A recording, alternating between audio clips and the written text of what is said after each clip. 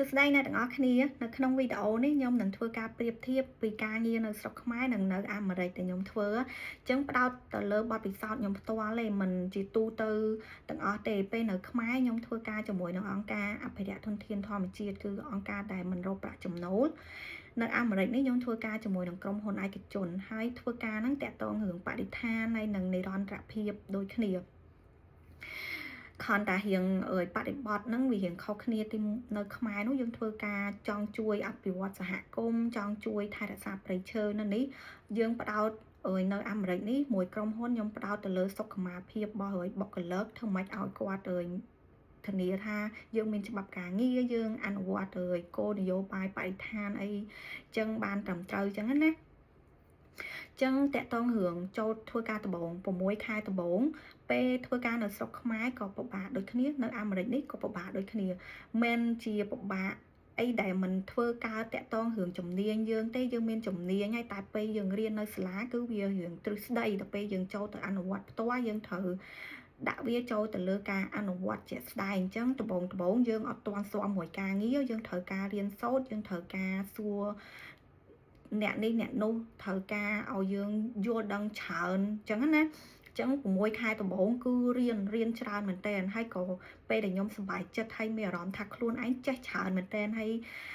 អភិវឌ្ឍខ្លួនឯង6ខែហ្នឹងគឺមិនថាកន្លែងការងារណាទេគឺខ្ញុំមានអារម្មណ៍សប្បាយចិត្តខ្លាំងណាស់ព្រោះចាប់ផ្ដើមធ្វើការអីថ្មីអា motivation ហ្នឹងឡើងពេញបឹបហ្មងព្រោះតែជាប់បានធ្វើការងារមិនសប្បាយចិត្តហើយធ្វើងាប់ចោលនឹងធ្វើខ្លាំងហើយរៀនសូត្រអត់ឈប់អត់ឈរតែក៏រៀង stress ដែរព្រោះថាយើងអត់សូវទាន់យល់ដឹងច្រើនណាចឹងទៅវារៀងពិបាកតិចដែរដល់ពេលផុត6ខែហ្នឹងចេះច្រើនជាងមុនណារៀងមានទំនុកចិត្តចឹងការងាររៀងលូនជាងមុនចង់ថា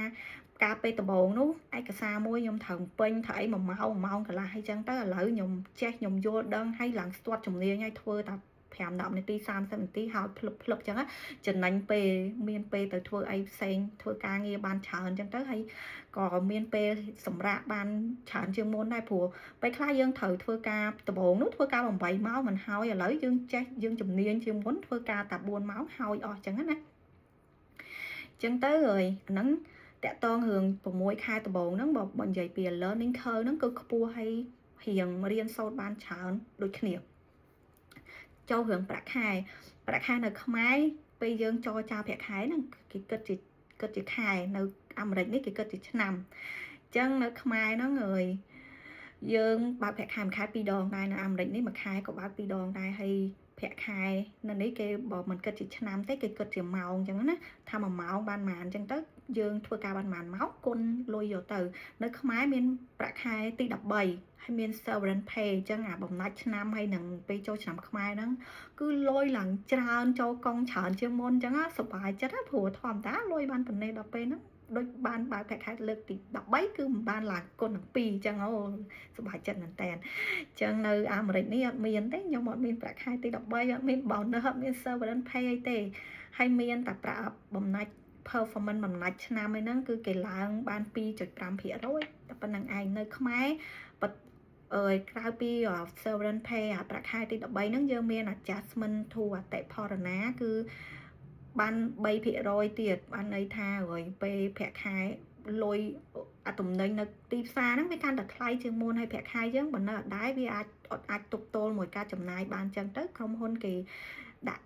អង្គការគេចាត់ចែងឲ្យថែមបាន3%ទៅលើប្រាក់ខែរបស់យើងទៀតនៅអាមេរិកនេះអត់ទេអត់មានស្អីហ្នឹងទេអញ្ចឹងគ្រាន់ថាប្រាក់ខែជាទូទៅនៅអាមេរិកនេះវាបានច្រើនជាងហើយតែវាក៏បងពន្ធច្រើនហើយចំណាយអីច្រើនអញ្ចឹងតាមនឹងដែរនឹងមួយទៀតនោះពេលចុះទៅសហគមន៍នៅខ្មែរខ្ញុំចុះ field work ចុះអីទៅភូមិទៅអីចឹងទៅជារៀងរាល់ខែមួយខែម្ដង2ដងអីតាមពេលណារវល់មិនរវល់ទៅបរិញ្ញាសហគមន៍ទៅចុះប្រជុំមួយសហគមន៍ចឹងទៅនៅអាមេរិកនេះឥឡូវខ្ញុំធ្វើការនៅពីផ្ទះអញ្ចឹងខ្ញុំ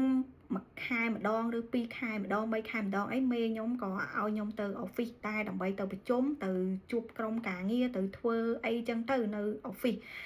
និយាយទៅអត់សុបាយទេមិនទៅចង់ទៅ office ណាទេទៅនៅអង្គុយក្នុង office ប្រជុំអីដែរហ្នឹងមានបានទៅ ដើរលេងនៅខាងក្រៅជួបជុំអ្នកផ្សេងឬក៏មានទេសភាពអីឲ្យសប្បាយណាអត់ដូចការនៅខ្មែរចុះ field work ខ្ញុំទៅមណ្ឌលគិរីទៅទៅកោះទៅអីទៅកំពង់សោមទៅកពតទៅអីចឹងទៅគឺវាប្លែកភ្នែកប្លែកអារម្មណ៍មានទេសភាពផ្សេងដូចដើរលេងចឹងណានេះអត់ទេទៅចុះ field ទៅដល់ធ្វើការមានអត់មានអារម្មណ៍ដូចទៅដើរលេងទេចឹងអាហ្នឹងគឺជាចំណុចខុសគ្នាផ្ដោតលើការងាររបស់ខ្ញុំដែលខ្ញុំធ្វើនៅខ្មែរហើយនៅអាមេរិកនេះ